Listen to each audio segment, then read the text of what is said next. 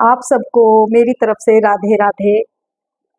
आज शरद पूर्णिमा है और आप सबको शरद पूर्णिमा की बहुत बहुत हार्दिक शुभकामनाएं। शरद पूर्णिमा का जो दिन है और जो रात है, यह कोई साधारण दिन और रात नहीं होता।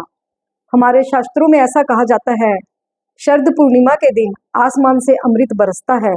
जो चंद्रमा की किरणें हैं, उनसे अमृत बरसता है, जो हमें स्वास्थ्य, ताजगी और शांति प्रदान करता है।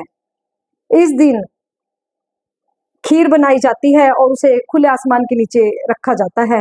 ऐसा कहा जाता है, चंद्रमा की किरणें जब उस खीर पर पड़ती हैं तो हजारों औषधियां उस खीर में प्रविष्ट हो जाती हैं, और जब अगले दिन प्रसाद के रूप में उस खीर को खाया जाता है तो वह एक महान औषधि की तरह कार्य करती है, जो हमें शांति, ताजगी और सुख समृद्धि देती है। इस दिन थोड़ी देर खुले आसमान के नीचे बैठना चाहिए, जिससे हमें शांति का अनुभव होता है। इस दिन खुले आसमान के नीचे बैठकर भगवान का हरि नाम जप और संकीर्तन करना चाहिए, क्योंकि जो शरद पूर्णिमा की रात है, यह कोई साधारण रात नहीं है। इस दिन श्री कृष्ण भगवान और गोपियों के बीच में महारास हुआ था। यह महारास कोई प्रेमी प्रेमिकाओं के बीच में नहीं हुआ था, यह आत्मा और परमात्मा का मिलन था। हजारों वर्षों से अतृप्त आत्माएं भगवान से मिलना चाहती थी। इस दिन भक्त और भगवान का महारास हुआ था, मिलन हुआ था।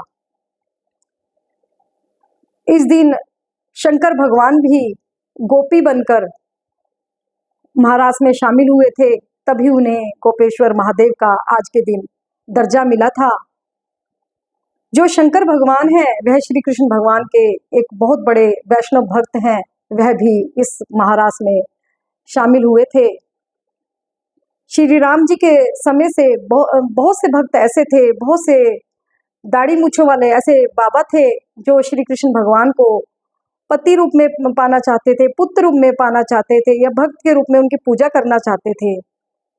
उन लोगों की, उन भक्तों की इच्छाओं को भगवान ने इस महारास के दिन पूरा किया। वही साधु बाबा, बहुत से भक्त जो श्री राम जी के समय से थे, वह गोपियां बनकर आई, और कुछ श्री कृष्ण भगवान से उम्र में छोटी थी, कुछ बराबर की थी, और कुछ उनकी माताओं की उम्र की थी। उन सब की इच्छा को आज के दिन श्री कृष्ण भगवान ने पूरा किया था, जिसे महारास का नाम दिया गया। यह आत्मा और परमात्मा का मिलन है। यह कोई आज की रात कोई साधारण रात नहीं है। एक छोटी सी कथा भी आती है। एक बार लक्ष्मी और चंद्रमा पृथ्वी पर नारायण भगवान की लीलाएं देखने के लिए आए। जब नारायण भगवान श्री कृष्ण बने हुए थे, जब उन्होंने, लक्ष्मी जी ने और चंद्रमा ने श्री कृष्ण भगवान की आनंदमयी लीला देखी, तो उन्होंने कहा, प्रभु हमें भी अपनी लीला में शामिल करो। चंद्रमा तो रोने ही लगे। तो श्री कृष्ण भगवान ने कार्तिक के महीने में उन्हें अपनी लीला में स्थान दिया। इस महीने लक्ष्मी जी की पूजा होती है, और जैसे ही यह कार्तिक का महीना शुरू होता है, सबसे पहले शरद पूर्णिमा के दिन चांद की पूजा होती है। इस पूरे महीने चांद और तारों की पूजा ही शामिल है।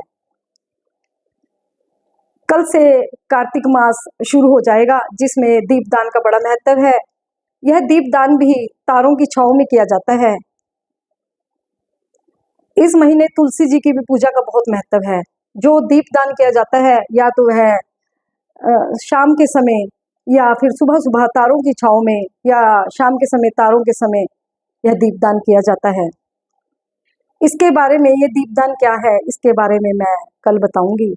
इस तरह श्री कृष्ण भगवान ने चंद्रमा को और लक्ष्मी जी को इस कार्तिक के महीने में अपनी लीलाओं में शामिल किया।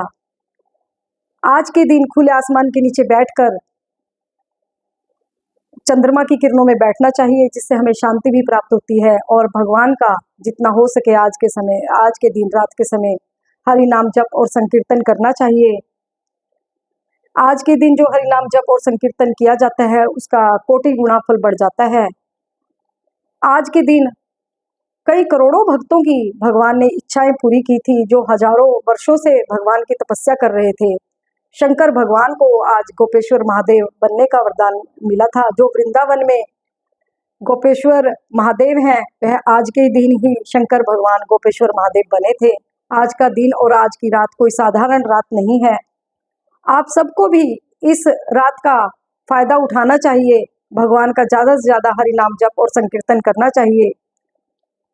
जब उन भक्तों को आज के दिन वरदान मिला, भगवान के महारास में शामिल हुए, फिर हम तो एक साधारण भक्त हैं, हमें भी शरद पूर्णिमा के बहाने से यह मौका मिला है और हमें भी इसका पूरा पूरा फायदा उठाना चाहिए।